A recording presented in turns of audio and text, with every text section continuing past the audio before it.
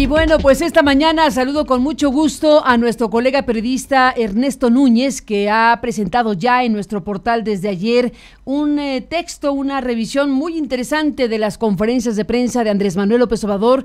Este texto que usted puede leer completo en Aristegui Noticias y que se titula 1061 preguntas a López Obrador.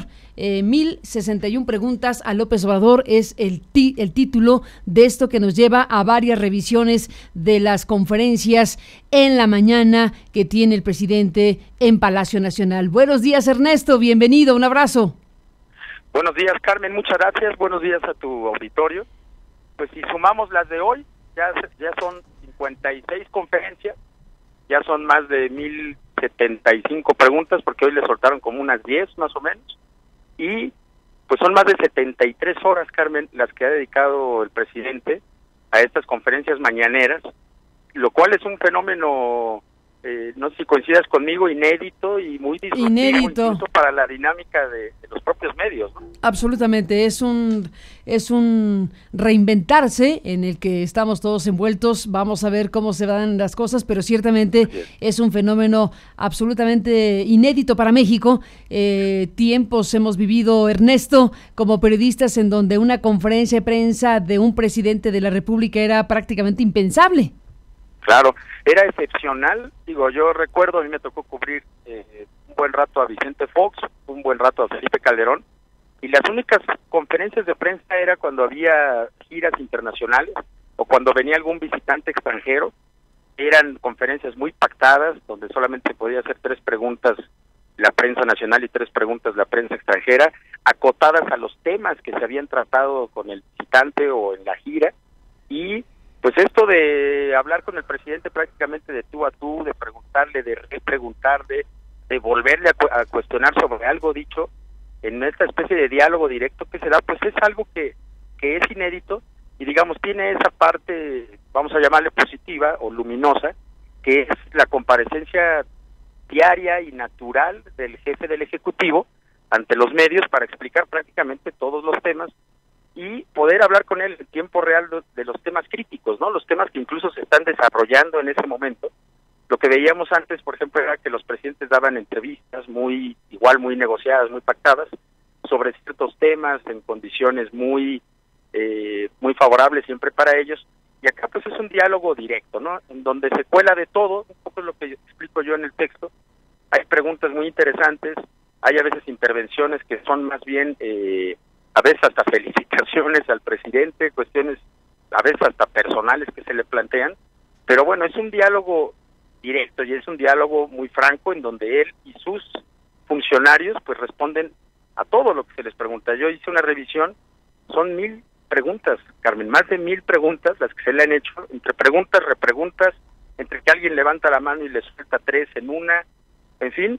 Y esta parte positiva, pues ahí está, ¿no? Esta comparecencia diaria del presidente tiene esa parte, pero también tiene otra parte que es la construcción de López Obrador de una narrativa de su gobierno, lo que él le ha llamado la cuarta transformación, con un despliegue mediático inusitado, con una capacidad de fijar los temas de agenda, con una capacidad de desbaratar las agendas que tenemos los medios a veces sobre temas que son de interés o sobre temas que se investigan, y en donde él termina imponiendo siempre una narrativa. Él termina diciendo de qué se va a hablar, de qué no se va a hablar, habla de todo y al mismo tiempo a veces no se profundiza mucho en un cierto tema, pero digamos que está teniendo este efecto, ¿no? Del presidente desde la mañanera, emitiendo a veces juicios de valor, a veces dando información, pero también generando muy claramente, no sé si coincides conmigo, una narrativa donde están muy claros quiénes son los que están con él y quiénes son sus antagonistas, ¿no? Él plantea todo el tiempo como todo relato épico, pues requiere de héroes y villanos, ¿no? Y requiere de estos antagonistas, y esto está generando también un poco cierta polarización, digamos, en donde los aludidos pues ya empiezan a reaccionar y todo, obviamente sin la capacidad mediática, sin la capacidad de llegar a muchísima gente que es la que tiene el presidente, ¿no? Pues todo un tema, Ernesto Núñez Albarrán, con luces y sombras como todo en la vida. En este caso yo destaco contigo la importancia que tiene que haya un diálogo directo, un diálogo muy directo con la prensa nacional e internacional todas las mañanas, con el presidente de México y su gabinete, con lo que esto puede significar. Hay quien piensa que este recurso se va a agotar en algún momento, que no puede sostenerse el nivel de atención que tiene, pero hay que reconocer que llevamos ya bastante tiempo con un grado de atención muy alto. Baste ver los números precisamente de la atención que causa la conferencia del presidente de la República.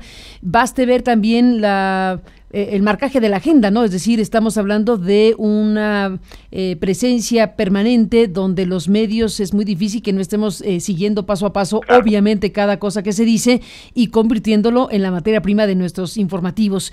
Así que marcar agenda es un tema que en este caso no es la primera vez que lo hace López Obrador, lo hizo en su momento cuando era jefe de gobierno de la Ciudad de México. Claro. Habrá quien critique que precisamente por tener que responder a bote pronto del tema que se le presente, también puede tener imprecisiones, equivocaciones, rectificaciones después, etcétera, como parte del juego de la apertura y de la transparencia directa en todo caso. Así que unas cosas por otras, ¿no?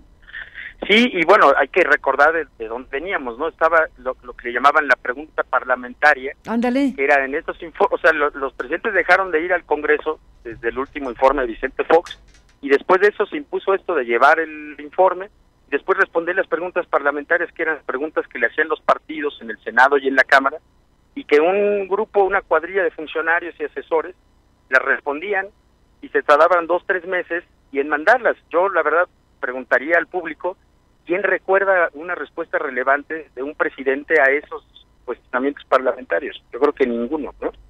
Y en cambio acá, pues tienes esta comparecencia cotidiana, que insisto, tiene esta parte muy positiva de tener ese diálogo.